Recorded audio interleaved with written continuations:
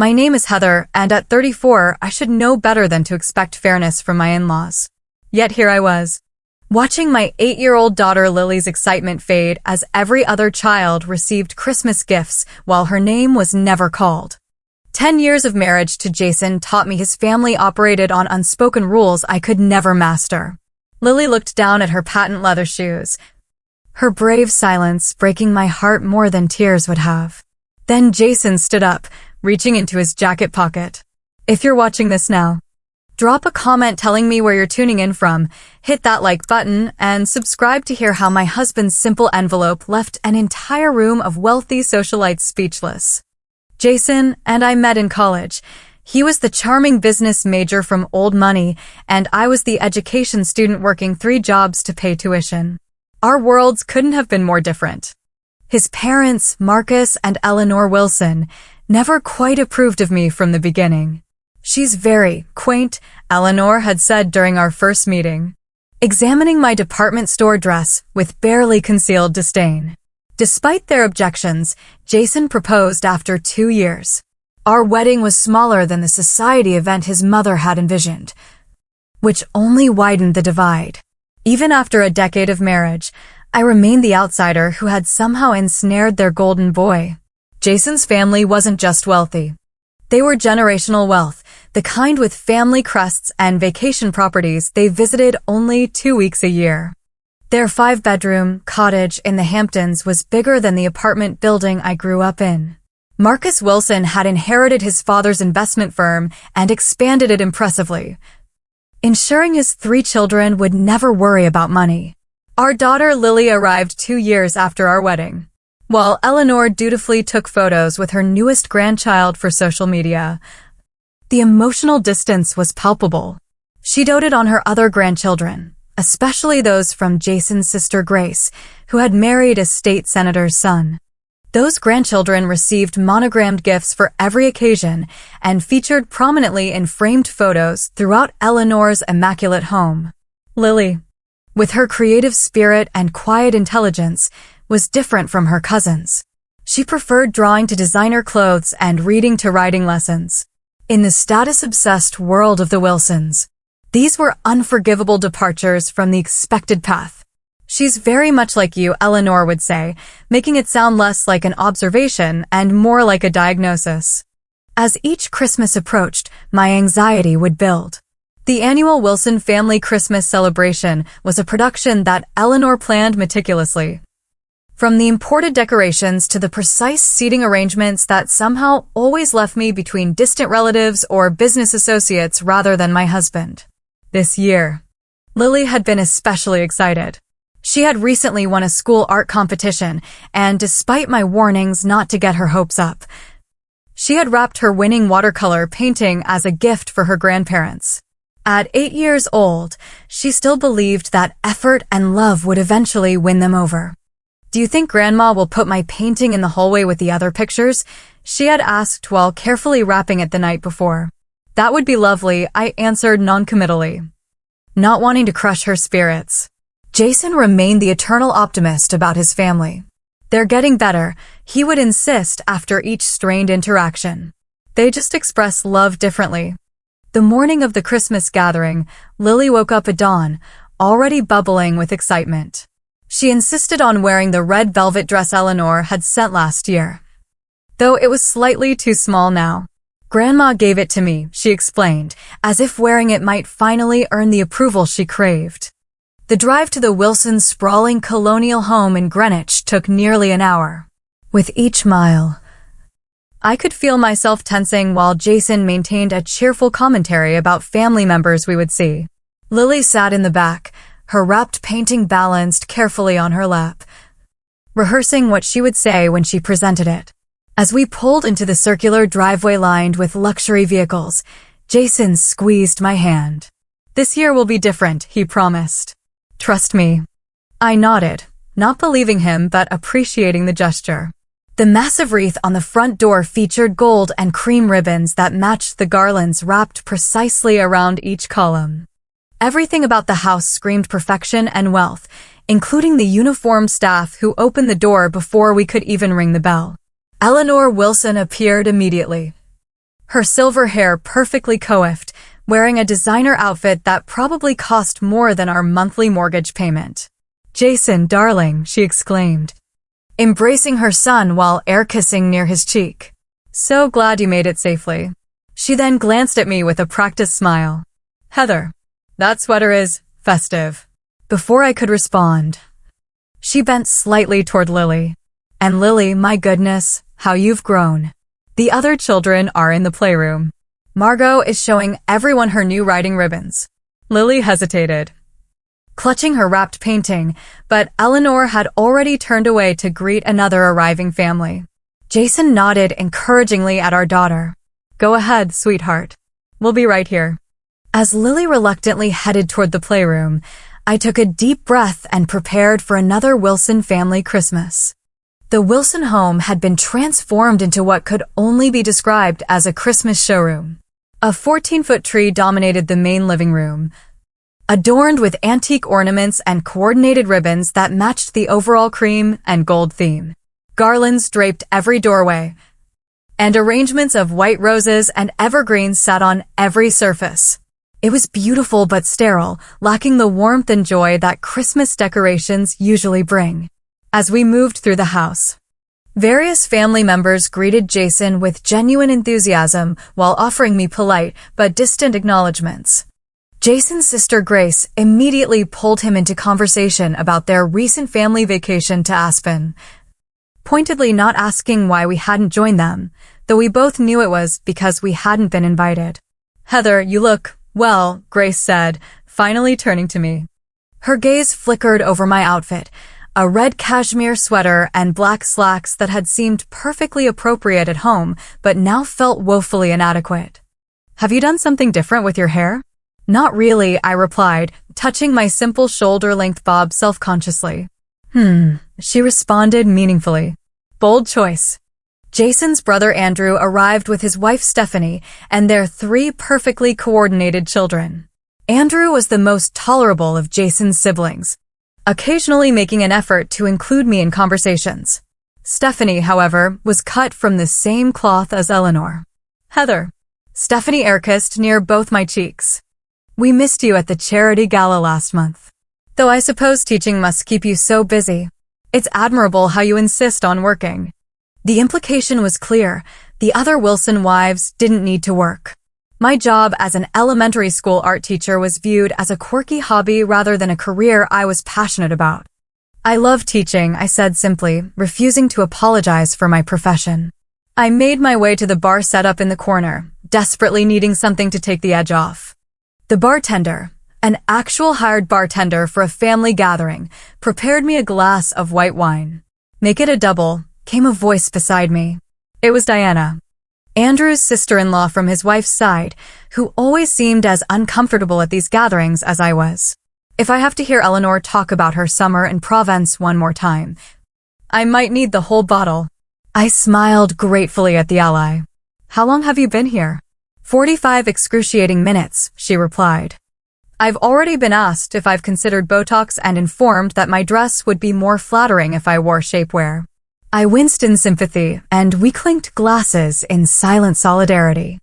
Across the room, I spotted Lily emerging from the playroom, looking slightly dejected. I excused myself from Diana and made my way over. "Everything okay, sweetie?" I asked quietly. She shrugged. "Margot says my dress is from last year's collection. And Emma said her mom said you can't afford to put me in the right schools." My blood boiled at 8-year-olds already parroting their parents' snobbery, but I kept my face neutral. "Well, those aren't very kind things to say, are they? Where's your painting?" "I put it under the tree with the other presents," she said. "Grandpa Marcus said all gifts go there." I nodded, spotting the carefully wrapped package among the professionally wrapped presents in matching paper. The comparison made my heart ache. Eleanor appeared, champagne flute in hand. "Lily, darling, the children are having dessert in the kitchen. Why don't you join them?" As Lily walked away, Eleanor turned to me. "Heather, I've been meaning to ask, have you considered St. Margaret's for Lily? All the grandchildren attend. Of course, it's quite selective, but perhaps Jason could speak with the admissions director." Lily loves her school, I replied, maintaining my composure. She's thriving there. Eleanor sighed as if I'd disappointed her yet again. Well, I suppose that public school is adequate for now. Though the right educational foundation is so important for college applications. She's 8, Eleanor. Precisely. These formative years are critical. She patted my arm condescendingly. Think about it. The family could help with tuition if that's the concern. Before I could respond, she drifted away to attend to other guests, leaving me seething. The implication that we couldn't provide properly for our daughter was a frequent theme, despite the fact that Jason had a successful career and we lived comfortably. We simply didn't flaunt our finances or live by the Wilson family's materialistic standards. I found Jason deep in conversation with his father in the study. Marcus Wilson was imposing even at 70, with a full head of silver hair and the confidence of a man accustomed to being obeyed. They fell silent as I entered. Am I interrupting? I asked. Not at all, Jason said quickly, though Marcus's expression suggested otherwise. Just discussing some family business, Marcus said dismissively. Eleanor is probably looking for help with dinner preparations. The suggestion that I should be helping in the kitchen rather than participating in family business wasn't subtle. I'd long ago realized that in Marcus's world, wives were decorative accessories meant to enhance their husbands' images, not equal partners. Actually, Jason interjected. I was just telling Dad about Lily's art competition win. Marcus's expression remained impassive. Yes, very nice. Though Grace's Emma has been accepted to the Junior Symphony Orchestra. Only 8 years old and already playing violin at a 6th grade level. Lily's painting beat out students 2 grades above her, I said, unable to stop myself. The judge was from the Metropolitan Museum. How nice, Marcus replied in a tone that indicated he found it anything but. Speaking of accomplishments, did Jason tell you that we've finalized Emma and Tyler's trust funds? Never too early to secure their futures. The pointed exclusion of Lily from this financial planning wasn't lost on me. I glanced at Jason, who looked uncomfortable but didn't contradict his father. A uniformed server appeared at the door. Mr. Wilson, Mrs. Wilson has asked me to inform everyone that dinner will be served in 5 minutes. Thank you, James, Marcus replied, standing to indicate our conversation was over. We'd better not keep Eleanor waiting. She's been planning this meal for weeks. As we followed Marcus out, Jason squeezed my hand apologetically. I squeezed back, but my disappointment was growing. Once again, Jason had failed to stand up to his father's subtle undermining of our family. The tension was building, and we hadn't even made it to dinner yet. Little did I know that the worst was yet to come. Eleanor Wilson's Christmas dinner was a production worthy of a magazine spread. The formal dining room table had been extended to accommodate all 24 guests and was adorned with an elaborate centerpiece of white roses, gold ornaments, and greenery that ran the entire length. Tall tapered candles in crystal holders cast a flattering glow over bone china, sterling silver flatware, and crystal glasses that sparkled in the light of the chandelier. Name cards in elegant calligraphy marked each person's place. Predictably, Jason was seated near his father at one end of the table, while I found myself between a distant cousin's husband I'd met once before and one of Marcus's business associates. Lily had been relegated to the children's table in the adjacent breakfast nook, visible but separate. Eleanor has outdone herself this year, commented Diana, who had fortunately been seated across from me. She leaned in slightly. Though I think the centerpiece might be taller than building code allows. I stifled a laugh, grateful again for her presence. The first course arrived, a delicate butternut squash soup garnished with cream fraiche and truffle oil. As we began to eat, Eleanor presided over the conversation like a conductor, directing discussion toward topics that highlighted family accomplishments. Grace, tell everyone about Emma's violin recital, she prompted, beaming at her favorite grandchild. Grace launched into a detailed account of 8-year-old Emma's apparently flawless performance, which led to Eleanor announcing that they'd already begun looking at Juilliard's pre-college program. What about you, Stephanie? Eleanor continued. Didn't Tyler win that swimming competition?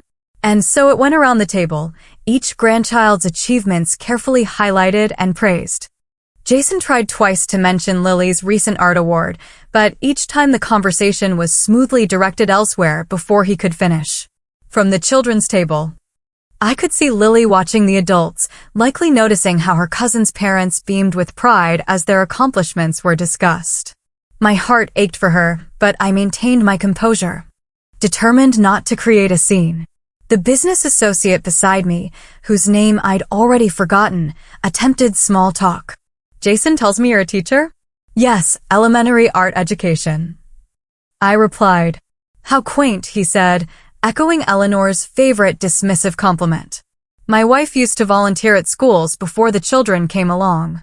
She found it quite fulfilling to give back. I bit my tongue against pointing out that teaching was my career, not a charitable hobby. Instead, I nodded politely and turned my attention to my plate. By the time the main course arrived, a perfectly cooked beef Wellington with roasted vegetables and potatoes dauphinoise, the conversation had turned to vacation properties. Grace and her husband were considering a second home in Vail to complement their beach house in the Hamptons. Andrew and Stephanie had just returned from viewing potential properties in Tuscany. What about you, Jason? Eleanor asked. Still in that starter home? It's been 8 years now? Our 3-bedroom colonial in a good school district was hardly a starter home. But by Wilson standards, it might as well have been government housing. We love our neighborhood, Jason replied diplomatically. Lily's school is excellent, and Heather's commute is reasonable. Well, when you're ready to move to something more suitable, you know your father and I would be happy to help, Eleanor said. Her tone making it clear she found our contentment with our current home baffling. The dig at our financial independence wasn't lost on anyone at the table. I caught a few uncomfortable glances from relatives who recognized the insult but would never challenge Eleanor. Marcus cleared his throat. Speaking of properties, we've decided to open the Aspen House for New Year's. Family only, of course. Grace, Andrew, we'll expect you both. The pointed omission of our family from this invitation created another awkward moment. Jason shifted in his seat but remained silent. Perhaps Lily could join her cousins, Eleanor suggested, as if offering a great concession. It would be good for her to spend more time with family. The implication was clear. Lily was invited, but I was not. Before I could respond, Jason spoke up. We actually have plans for New Year's already, but thank you for the offer, Mom.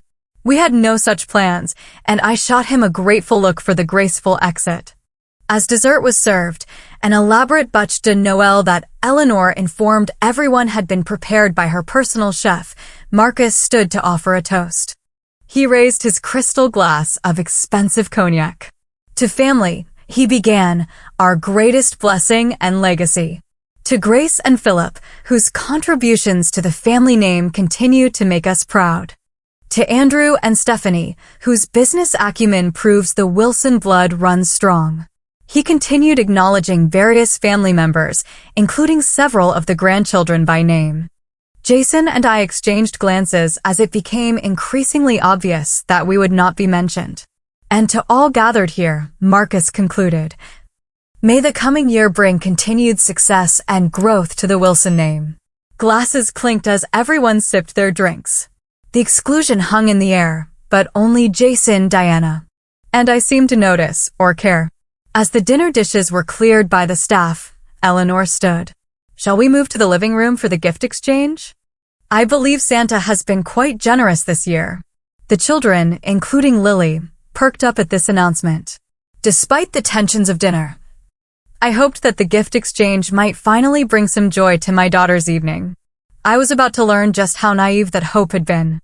The Wilson living room had been transformed into a Christmas fantasia. The enormous tree dominated the space, and beneath it sat a mountain of presents, wrapped in coordinating papers of gold. Cream and burgundy, each adorned with elaborate bows and name tags in the same calligraphy as the dinner place cards. The effect was both impressive and intimidating. Like everything else in the Wilson home, the children's excitement was palpable as they gathered around the tree, eyes wide with anticipation. Lily stood slightly apart from her cousins, but her face shone with the pure hope that only children can maintain in the face of disappointment. My stomach knotted with anxiety as I took a seat on one of the silk-upholstered sofas. Jason beside me. Eleanor outdid herself this year, whispered a female relative seated nearby. Those packages are from Bergdorf's. You can tell by the wrapping.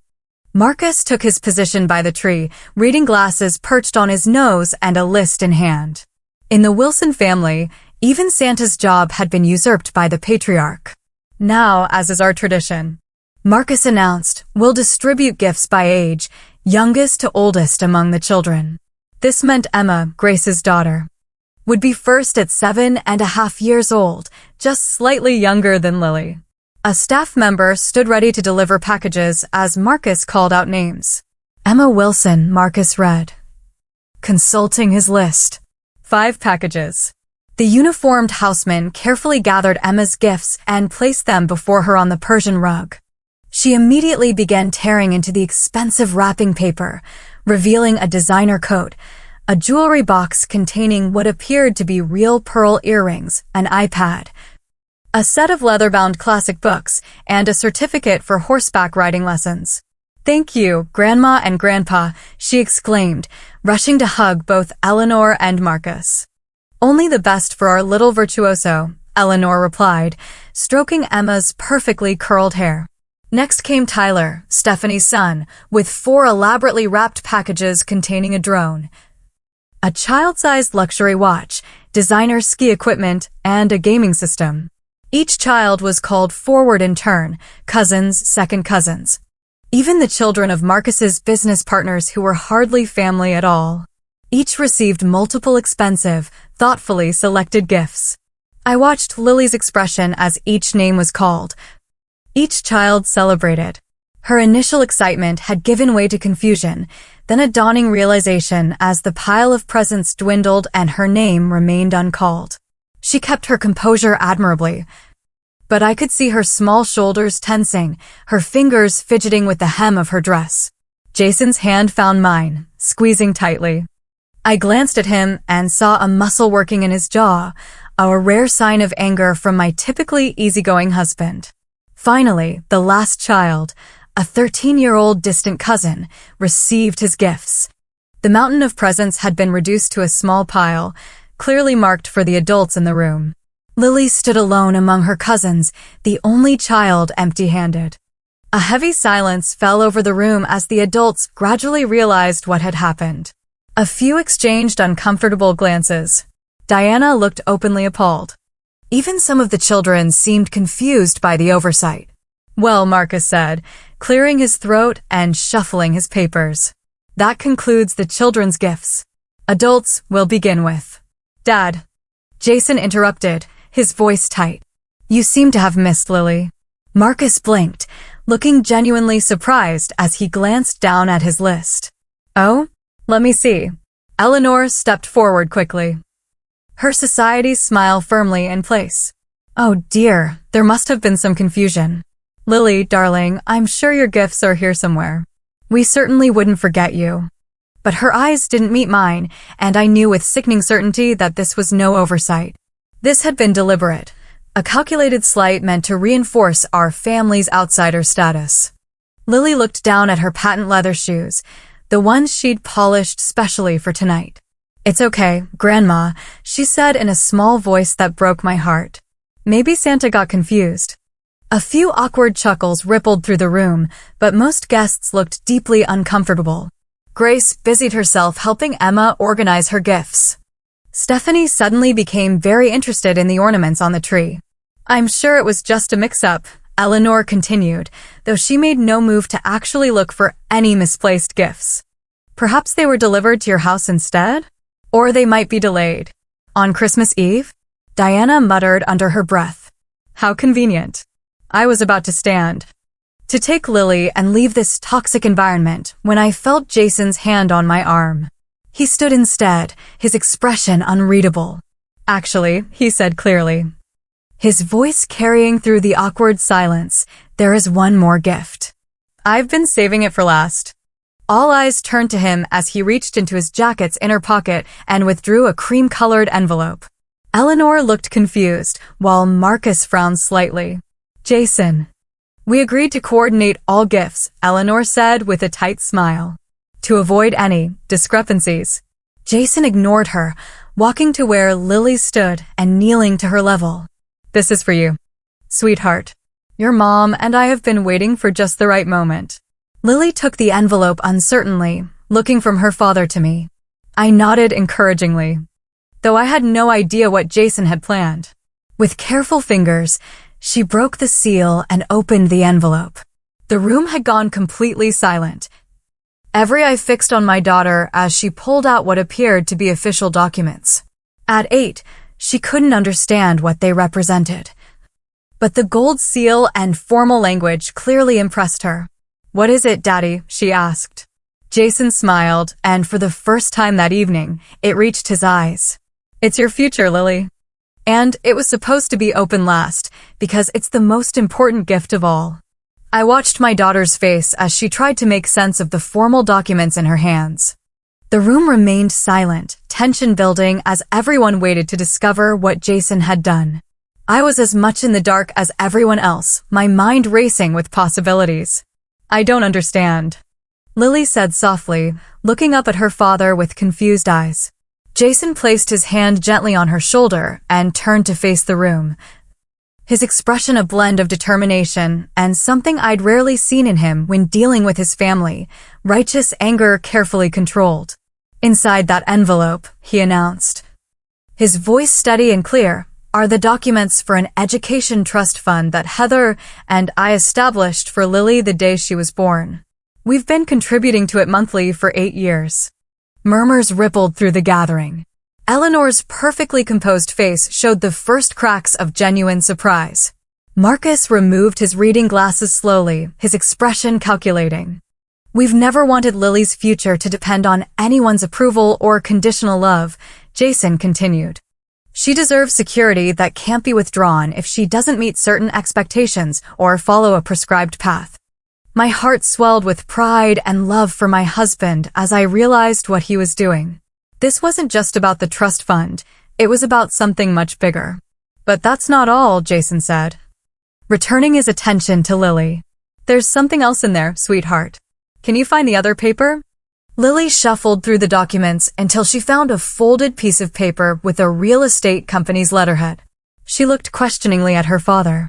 That, Jason said, loud enough for everyone to hear, is the proof that we've purchased our new home. We close in January. I gasped audibly. This was completely unexpected. We hadn't been house hunting. At least not that I knew of. Jason met my shocked expression with a small, apologetic smile before continuing. It's a beautiful house, Lily. For bedrooms. A huge backyard with a tree perfect for the treehouse I've promised to build you, and most importantly. He paused, looking directly at his parents. It's in Denver, Colorado. The bomb had been dropped. Eleanor actually took a physical step backward, her hand flying to her pearl necklace. Marcus's face darkened ominously. Denver, Eleanor finally managed. But that's halfway across the country. 2,000 miles, to be exact, Jason confirmed. I've accepted a position as regional director with my company's Western division. We start fresh in the new year.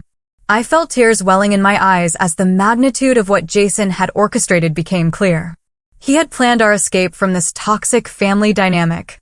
Had been working toward it silently while I endured each holiday, each slight, each passive-aggressive comment. You can't be serious, Marcus said, his voice dangerously quiet. You have responsibilities here, Jason. To the family, to the connections we've built for you. My responsibility, Jason replied firmly, is to my wife and daughter. To their happiness and well-being. Lily was looking between all of us adults, sensing the importance of what was happening, but not fully understanding it. Are we moving, Mommy? She asked. Looking up at me. I nodded, finding my voice. It seems we are, sweetheart. But what about my painting? Lily asked, gesturing toward her carefully wrapped gift still sitting unopened under the tree. I brought it for Grandma and Grandpa. Her innocent question hung in the air, highlighting the contrast between her genuine affection and the calculated exclusion she had experienced. A few of the relatives looked away in shame. Eleanor, ever conscious of appearances, quickly composed herself. This is hardly the time or place for such announcements, Jason. We can discuss this privately later. No, Mother, Jason said, his tone leaving no room for argument. I think this is exactly the right time and place. For 10 years, I've watched you and Dad subtly exclude Heather from this family. I've made excuses, hoping you'd eventually see what a wonderful person she is, what an amazing mother she is to your granddaughter. He gestured around the room. But tonight made it crystal clear that's never going to happen. Every child in this room received multiple expensive gifts, even children who aren't actually family, while my daughter stood alone with nothing. There was clearly a mix-up, Eleanor insisted, though her usual confidence had faltered. Was it a mix-up when you seated Heather away from me at dinner? Jason challenged. Was it a mix-up when you invited all the grandchildren to Aspen except Lily? Was it a mix-up when you conveniently forgot to mention Lily's art award while praising every other grandchild's accomplishments? The room had gone deathly quiet. No one had ever spoken to Eleanor and Marcus Wilson this way, certainly not their favorite son. I've spent years trying to bridge two worlds, Jason continued, his voice softening slightly, hoping you would eventually accept the family I've chosen. But I realize now that some bridges can't be built when one side has no interest in connecting. Marcus stepped forward, his expression hard. If you do this, if you move across the country without consulting us, there will be consequences, Jason. Financial consequences. For the first time, I saw Jason smile. Not his usual accommodating smile, but something stronger and more genuine. I'm well aware of that, Dad. The thing is, Heather and I have never needed your money. We've built our own security. On our terms. He turned to Lily, who was watching with wide eyes. What we're giving you, Lily, isn't just money for college or a new house. It's freedom. Freedom to be exactly who you are, without having to earn love through achievements or conformity. I could no longer hold back my tears as I moved to stand beside my husband and daughter. Whatever came next, we would face it together. We should go, I said quietly to Jason. He nodded, then addressed the silent room once more. Merry Christmas, everyone. Lily, would you like to give Grandma and Grandpa your gift before we leave? Lily hesitated, then nodded. She retrieved her carefully wrapped painting from under the tree and approached her grandparents. With dignity remarkable for her 8 years, she held it out to Eleanor. I made this for you, she said simply. I won first place. Eleanor took the package automatically, looking genuinely conflicted for perhaps the first time since I'd known her. Thank you, Lily, she said, her voice uncharacteristically subdued. As the three of us turned to leave, an unexpected voice broke the silence. Wait, said Andrew, Jason's brother, rising from his seat. This is wrong. All of it. I tensed, expecting another attack. But Andrew surprised me by continuing, Jason's right. This family has become about appearances and achievements instead of actual love and support. He looked at his own children, then back at his parents. Is this really the legacy you want to leave? Grandchildren who think they're only valuable for what they accomplish. Eleanor's face flushed with anger. Andrew, this is hardly the time. It's exactly the time, he interrupted. Because if Jason leaves like this, with these feelings unresolved, you'll lose him. You'll lose all of them. Is that what you want? For a moment, I thought Andrew's words might break through. I saw something flicker in Eleanor's eyes, perhaps regret, perhaps just calculation. But Marcus stepped forward, placing his hand on his wife's shoulder. We've indulged Jason's unconventional choices for years, he said coldly. If he chooses to turn his back on this family now, that's his decision. Jason nodded, as if Marcus had confirmed something he already knew. Goodbye, Dad. Mom. He took my hand in one of his, Lily's in the other. Let's go home. As we walked out of the Wilson mansion, I felt a strange mixture of heartbreak and liberation. Behind us, I could hear raised voices as the carefully maintained facade of family harmony crumbled in our wake. In the car, Lily climbed into the back seat, still clutching the envelope with her trust fund documents. Are Grandma and Grandpa mad at me? She asked in a small voice. Jason met my eyes over the center console, both of us struggling with how to answer. Finally, I turned to look at my daughter. "No, sweetheart," I said. "They're not mad at you." Sometimes adults make mistakes because they're so focused on what they think is important that they miss what's actually important. "Like my painting?" she asked. "Exactly like your painting." Jason confirmed, starting the engine. "But you know what? I think we should frame it and hang it in our new house in Denver. What do you think?" Lily considered this, then nodded. "I can make another one. I'm getting better all the time."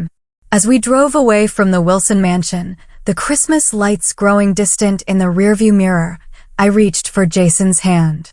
There would be time later to discuss everything. The trust fund, the house, the job in Denver, all these enormous decisions he had made.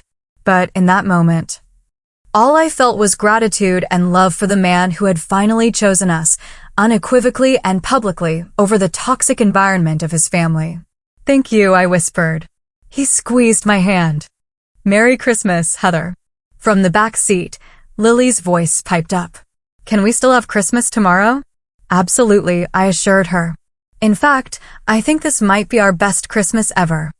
As we drove home through the snowy night, I realized that Jason's envelope hadn't just contained documents, it had contained our freedom. The drive home was quiet, each of us lost in our own thoughts. Lily eventually dozed off in the back seat, emotionally exhausted from the evening. I had dozens of questions swirling through my mind, but I waited until we were almost home before breaking the silence. "How long have you been planning this?" I asked softly. Jason glanced at me, then returned his eyes to the road. "The trust fund?" "Since the day Lily was born." "The move to Denver?" "About 6 months." 6 months. I repeated, stunned. "Why didn't you tell me?" He sighed, his hands tightening on the steering wheel. "I wanted to be sure everything was in place first. The job, the house. I was going to tell you tomorrow as your Christmas gift. Tonight wasn't how I planned to announce it." "What made you decide to do it now like that?" When I saw Lily standing there, the only child without gifts, something just broke inside me. His voice grew rough with emotion. "I've been making excuses for my parents for years, telling myself they just needed time to accept you, to love Lily the way she deserves. But watching them deliberately hurt my daughter, our daughter, I finally saw them clearly." We pulled into our driveway, the modest Christmas lights we'd hung on our porch welcoming us home. Jason turned off the engine, but made no move to get out of the car. "I'm sorry I didn't include you in the decision," he said, turning to face me. "That was wrong. If you don't want to move to Denver, we won't. The job offer is great, but nothing is worth upsetting our family." I reached out to touch his face, feeling the tension in his jaw. "Tell me about the house." A small smile tugged at his lips. "It's a craftsman style, about 100 years old, but completely renovated. 4 bedrooms, 3 bathrooms. A finished basement that would make a perfect art studio for you. The backyard has this massive oak tree. I immediately imagined building Lily a treehouse there. And there's a park within walking distance, and the school district is excellent. And the job. Regional director for the Western Division. Better salary, better hours. And a company culture that actually values family time." He paused. "But most importantly, it's a fresh start. No more walking on eggshells around my family. No more watching you and Lily being subtly excluded and undermined." I considered his words, letting the full weight of what had happened tonight settle around me. For 10 years, I'd tried to fit into the Wilson family, to earn their acceptance if not their approval. I'd watched my daughter begin the same futile effort. Her innocent heart still believing she could win their love. Tonight had demonstrated, beyond any doubt, that this was a battle we could never win, and more importantly, one we shouldn't have to fight. "Denver sounds perfect," I said finally. "When do we move?" Relief washed over his face. "We close on January 15th. I start work February 1st. That's soon." "Too soon." I shook my head. "No, it's just right." We got out of the car and Jason gently lifted the still sleeping Lily from the back seat. As we entered our home, the home we would soon leave behind, I felt a weight lifting from my shoulders. Once Lily was tucked into bed, Jason and I sat on the couch beside our own Christmas tree. It was smaller than his parents', decorated with a mismatched collection of ornaments we'd accumulated over the years, handmade ones from Lily, souvenirs from trips, sentimental pieces from my childhood. No designer color scheme or coordinated wrapping paper, but infinitely more meaningful. "There's more to tell you," Jason said, taking my hands in his. "About the trust fund." "I figured there was," I replied. "You never mentioned setting one up." "Because it wasn't just for me." He hesitated. "It was from my grandfather, my mom's father." This was unexpected. Eleanor's father had died when Jason was in college, before I'd met him. "Your grandfather? How?" "He left a provision in his will, a separate trust for each grandchild's future children. My parents were the trustees until the great-grandchildren turned 18. Jason's expression grew serious. "What my parents don't know is that when Lily was born, I had the family lawyer transfer trusteeship to me. Legally, they have no control over Lily's inheritance." I stared at him, processing this revelation. "So when your father threatened financial consequences?" "He was bluffing," Jason confirmed. "Or rather, he doesn't know he was bluffing. They can cut me out of their will, but they can't touch what's already legally Lily's." "How much?" I began, then stopped myself. "Actually, I don't need to know the amount. Just tell me, is it enough for her education?" Jason nodded. "College, graduate school if she wants it, plus a starter fund for whatever life she chooses afterward. And I've been adding to it monthly since she was born." Tears welled in my eyes as the magnitude of his foresight hit me. "You've been planning our independence from your family for 8 years. "I think part of me always knew this day would come," he admitted. "I just didn't want to believe it. I kept hoping they would change, that they would see how amazing you are, how special Lily is. But tonight made it crystal clear that was never going to happen." "What about your relationship with them?" "They're still your parents, Jason." He was quiet for a moment. "I'm not cutting them off completely. But I am establishing boundaries, clear, non-negotiable boundaries. If they want to be part of our lives, they'll need to respect you as my wife and treat Lily with the same love and consideration they show their other grandchildren." "Do you think they'll ever come around?" "Honestly, I don't know. My father is too proud, too set in his ways. My mother, there might be hope there, eventually. But I'm done putting their approval above your happiness and Lily's emotional well-being." I leaned against him, feeling safer and more loved than I had in years. "What about the gifts under our tree? Should we still do Christmas tomorrow as planned?" Jason smiled. The first genuine smile I'd seen from him all evening. "Absolutely. In fact, let's make it the best Christmas ever.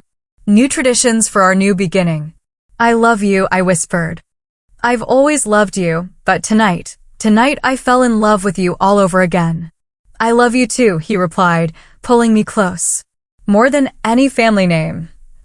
More than any inheritance or social standing. You and Lily are my real legacy." As we sat together in the gentle glow of our Christmas tree lights, I realized that the true gift Jason had given us wasn't the trust fund or even the new house in Denver. It was freedom. Freedom from seeking approval we'd never receive. Freedom to be our authentic selves without apology. The envelope had contained far more than documents. It had contained our future. Christmas morning dawned bright and clear, sunlight reflecting off fresh snow that had fallen overnight. I woke to find Lily already up, sitting at the foot of our bed with barely contained excitement. "Is it time yet?" she whispered loudly when she saw I was awake.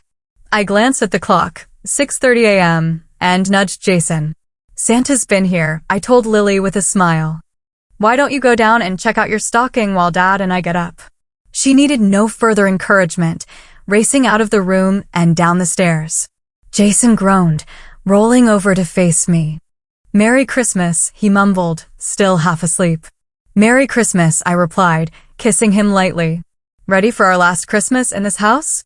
The events of the previous night came flooding back, and he sat up, suddenly alert. "Are you really okay with all of this?" "The move, the job change, everything." "More than okay," I assured him. "I feel like I can finally breathe." Lily's excited call from downstairs interrupted any further conversation. We pulled on our robes and headed down to join our daughter, who was already examining the contents of her stocking.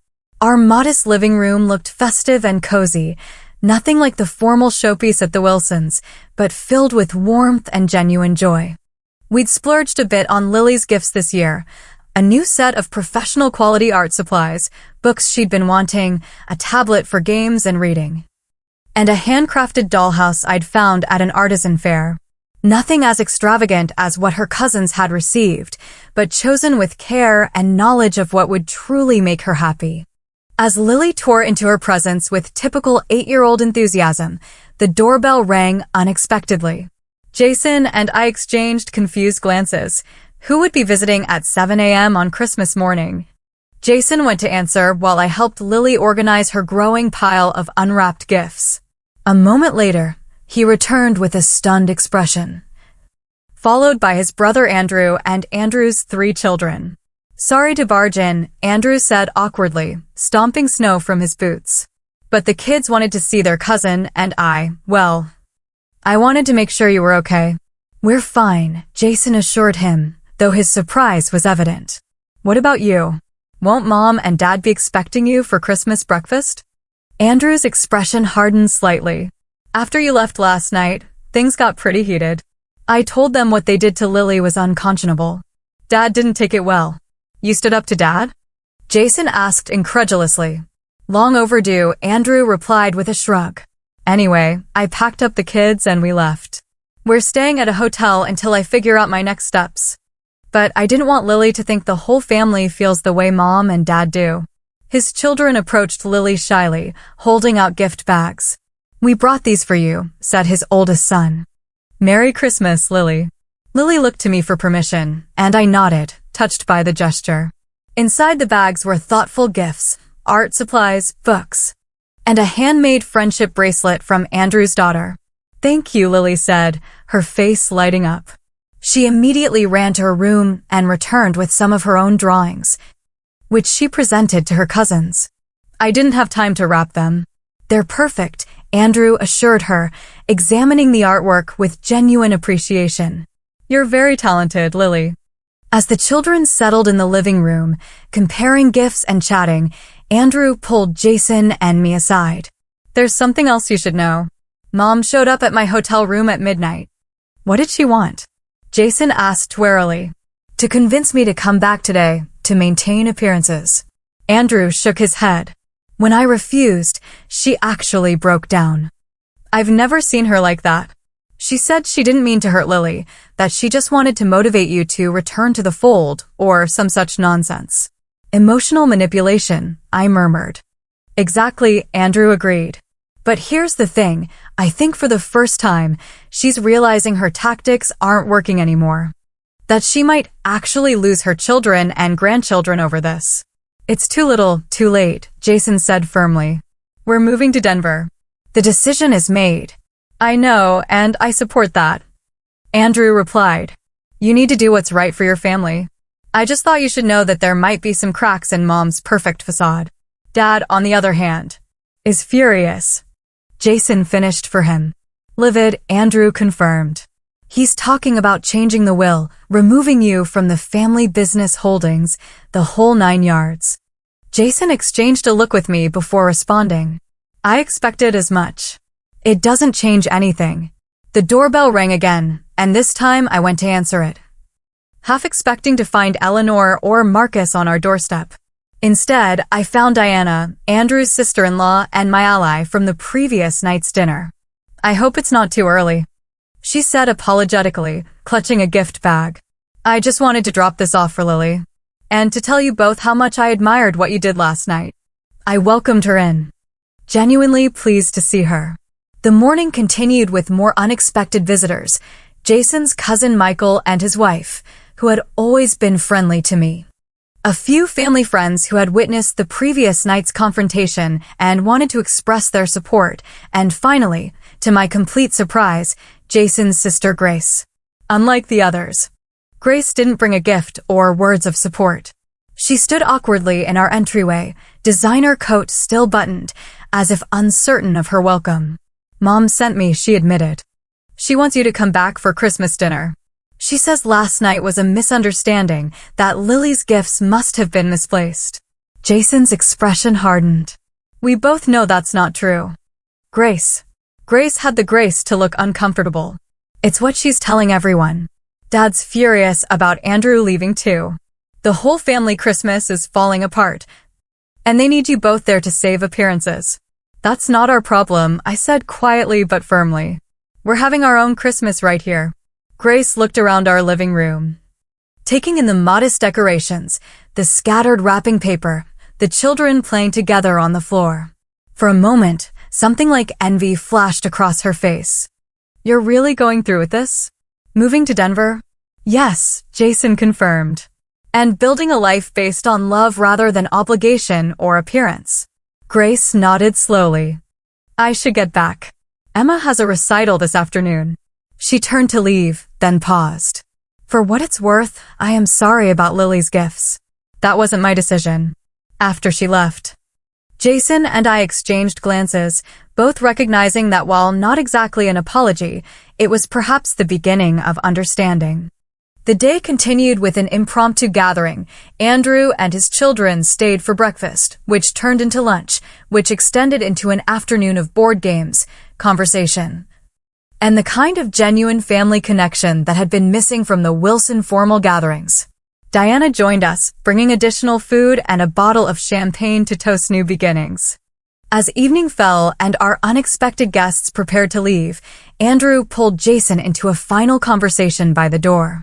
I couldn't hear what was said, but the brothers embraced warmly before parting. What was that about? I asked as we closed the door behind the last visitor. He's thinking of moving too, Jason replied with a hint of surprise. Not to Denver, but away from here. He said seeing us stand up to Mom and Dad made him realize how much he's compromised his own happiness to meet their expectations. I shook my head in wonder. One envelope really did change everything. Not the envelope, Jason corrected me. The decision to prioritize what truly matters. Later that night, after Lily had gone to bed, exhausted but happy from her unexpected cousin time, Jason and I sat together on the couch, the Christmas tree lights casting a soft glow over the room. I've been thinking about what to do with Lily's painting, I said. The one she gave your parents. What about it? I'm going to ask her to make a new one, a special one for our new house in Denver. I want it to be the first thing we hang on the wall.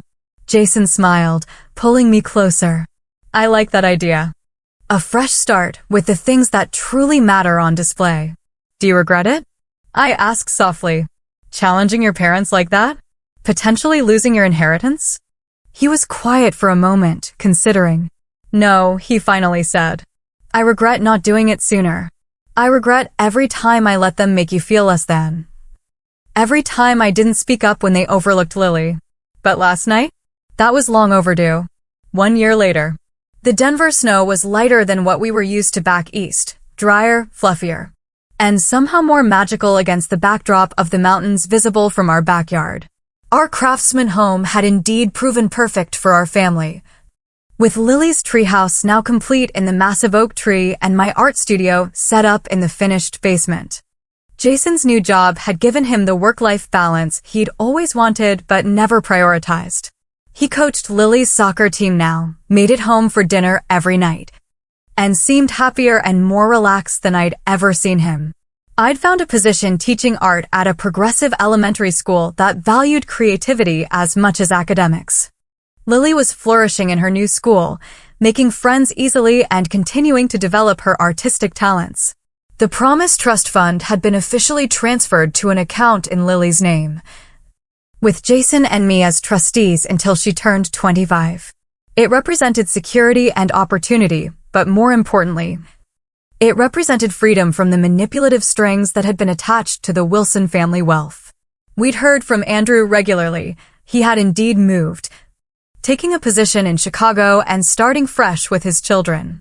He visited us twice, and the cousins had maintained their newfound friendship through video calls and letters. Eleanor had made several attempts at reconciliation, each one falling short of actual accountability. She'd sent birthday and Christmas gifts to Lily, called occasionally with superficial conversation, and even suggested visiting once, though she'd canceled at the last minute. Marcus, true to form, had followed through on his threats to remove Jason from his will and various family business holdings. Jason had received the legal notifications with remarkable equanimity, filing them away without comment. What surprised us most was Grace. 6 months after our move, she'd called Jason out of the blue, her voice uncharacteristically vulnerable as she asked questions about our new life. 3 months later, she'd visited with Emma, staying for a weekend that had started awkwardly but ended with genuine connection. Emma and Lily had discovered shared interests beyond the superficial activities the Wilson grandparents had always emphasized, and Grace had admitted, during a late-night conversation over wine, that she'd begun to question the values she'd unquestioningly accepted from her parents. Today, as we prepared for our second Christmas in Denver, I looked around our home with profound gratitude. Lily's artwork hung prominently on the walls, including a special painting she'd created of our new house, which held the place of honor in the living room. Our Christmas tree was decorated with a collection of ornaments that told our family story, new ones from our Colorado adventures mixed with treasured ones from our past. The doorbell rang, and Lily raced to answer it, knowing we were expecting friends, not family by blood, but the chosen family we'd built in our new community. A family based on mutual respect, genuine affection, and unconditional acceptance. As laughter and conversation filled our home, I caught Jason's eye across the room. He smiled, raising his glass slightly in a private toast to our journey. One envelope had indeed changed everything, but the true gift had been the courage to choose love over obligation, authenticity over appearance, and happiness over hollow family legacy. "Everything okay?" Jason asked, crossing the room to join me. "Perfect," I replied, and meant it. Absolutely perfect. If you've ever had to stand up to family pressure or make difficult choices to protect your children, I'd love to hear your stories in the comments below. And if our journey resonated with you, please consider subscribing to hear more stories about choosing authentic happiness over toxic expectations. Don't forget to like and share this video if it touched your heart. Your support means everything. Wishing you all a holiday season filled with genuine love and joy, wherever and however you choose to celebrate.